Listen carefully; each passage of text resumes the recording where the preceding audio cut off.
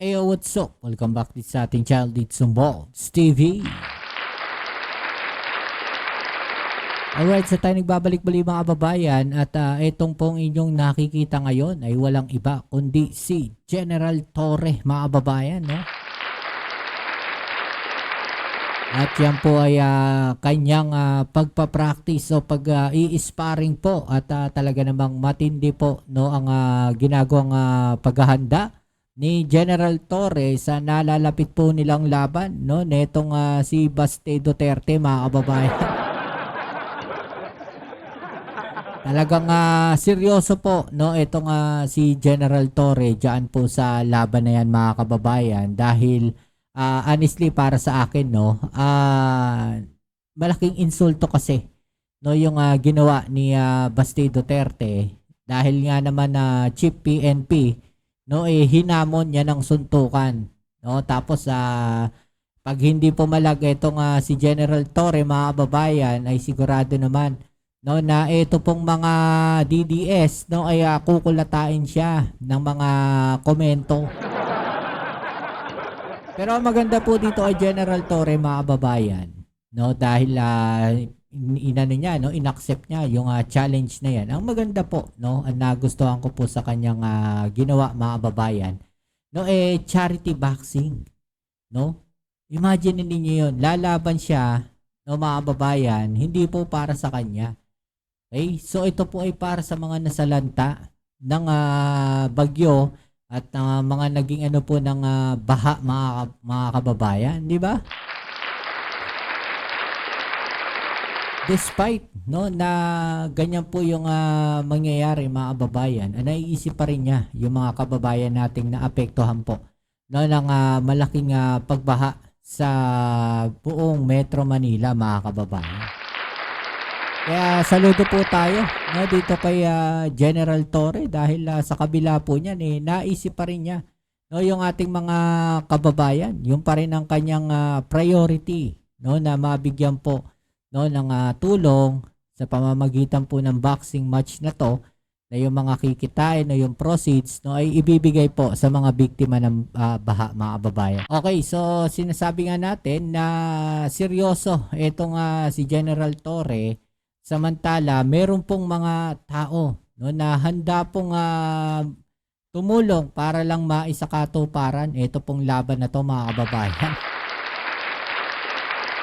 Okay, so ito nga po yung isang post ni Senator Panfilo Lacson na sinasabi po niya na meron pong isang popular resort casino hotel o kilalang CEO o kilalang resort, no, casino, resort, hotel mga kababayan, yung CEO daw po, no, mga kababayan, ay gustong i-open, no, yung kanilang ballroom para po sa nalalapit na laban. Itong si General Torre, mga kababayan, at si Baste Duterte. Okay, pero syempre bago ang lahat, please don't forget to subscribe, like, share, comment dyan sa comment section. Okay, so isa pang balita mga kababayan, no, pina-reserve na po ni General Torre yung Araneta Coliseum mga kababayan, no. Grabe. Talagang seryoso itong si General Torre dito sa laban na to dahil kinausap niya po yung Araneta Coliseum at talagang gusto niya matuloy itong laban na to at pina-reserve na po niya mga kababayan. Ayan, no. Torre, pina-reserve na Araneta Coliseum para sa suntukan nila ni Baste Duterte. Okay, so panoorin muna natin itong mga sparring ni General Torre mga kababayan. Alright, let's go.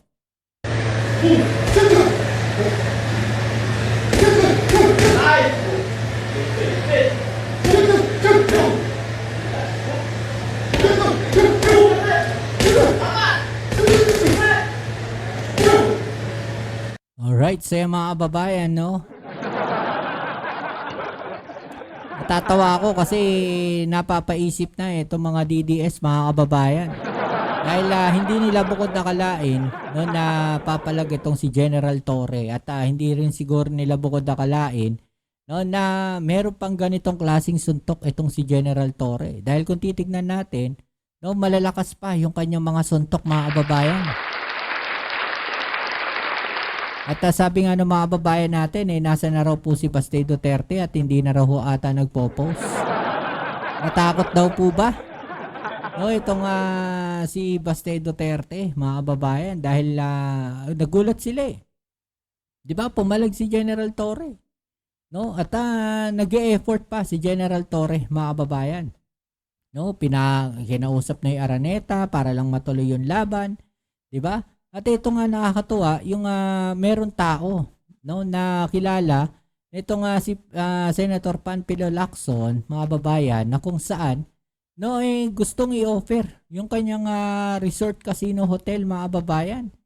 Oh, inihayag ni Senator Panfilo Lacson itong Huwebes na isang owner ng resort casino ang handang magbigay ng lugar para sa nilulutong charity boxing bout sa pagitan ni na Davao City Acting Mayor Sebastian Baste Duterte at Philippine National Police Chief General Nicolas Torre III, mga babayan.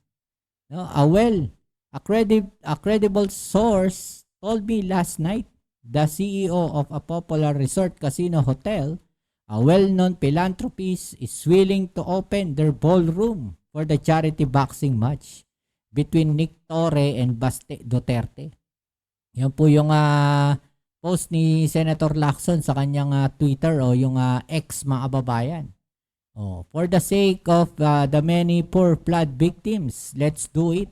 No, ituloy na daw po yan, mga kababayan. Hindi naman binanggit ni Lacson kung sinong casino owner ang gustong mag-host ng boxing match sa pagitan ni Torre at Duterte. Nang tanungin kung tama ba ang ginawang pagtanggap ni Torre sa hamon sa kanya ni Duterte, sinabi ni Lacson na personal call na umano iyon ng PNP chief at dapat irespeto na lang ang kanyang desisyon. Well, kasi yung titignan natin niya, sinasabi ko nga, mga kababayan, ininsulto po nila, di ba? PNP chief ka, hahamunin ka ng suntukan, hindi po pwede yan. Alam naman natin na may alam din sa martial arts itong si PNP chief, no? Si General Torre, di ba? Marunong to sa martial arts, mga babayan. Kaya baka medyo kabado na po sila dito. It is his personal call, not as Chief PNP, but as Nick Torre who felt insulted. Ayan nga, insulted and challenged in public by Vice Mayor Duterte. Personally, rightly or wrongly, I think we should respect his decision. Di ba? Kung tama man o mali, no, respeto natin yung desisyon ni General Torre, mga babayan. So, naniniwala po, no, itong si Senator Lacson na tama lang siguro yung ginawa, no, netong si Chief PNP ni General Torre dahil ininsulto nga po. Di ba? Yung sinasabi natin, ininsulto pang-iinsulto yung ginawa, no, ni Mayor Baste Duterte. Hindi lang po siguro bilang Chief PNP, siguro dahil bilang isang tao, mga kababayan. No, at ang mali nila marunong sa martial arts. No, itong si General Torre, mga kababayan. Di ba? Nagulat sila sakaling matuloy ang laban, sinabi ni Lacson na ipambibili niya ng ticket ang isang buwan niyang pensyon bilang retiradong 4-star general, mga kababayan. Grabe Diba? Imagine ninyo yun. Siya mismo, mga kababayan, si Senator Lacson ay bibili ng ticket. No? Yung isang buwang pension niya, mga kababayan, ay ibibili niya, no, ng ticket, mga kababayan. Diba? Para lang matuloy yung laban, kung sakaling matuloy yung laban na yun. Diba? Kasi, alam niyo, charity Diba? Umbaga, may patutunguhan yung pera, yung kikitain.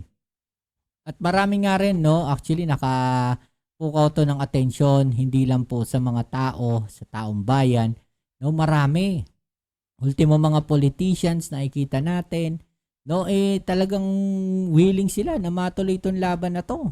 No, inaantay nila na matuloy itong laban na to. Ano sabi niya, Senator Lacson pa, not sure kung manonood, but if the proceeds will definitely go to the recent flood victims, I will buy tickets equivalent to my 1-month pension as a retired 4-star police general, sabi ni Lacson, mga kababayan. Imagine ninyo talaga yung suporta po. No, at siguro mga kababayan, no, sinasabi dito ni Senator Ping Lacson, manalo o matalo, kahit sino man ang manalo dyan at sino man ang matalo dyan, ang panalo dyan ay yung mga kababayan natin.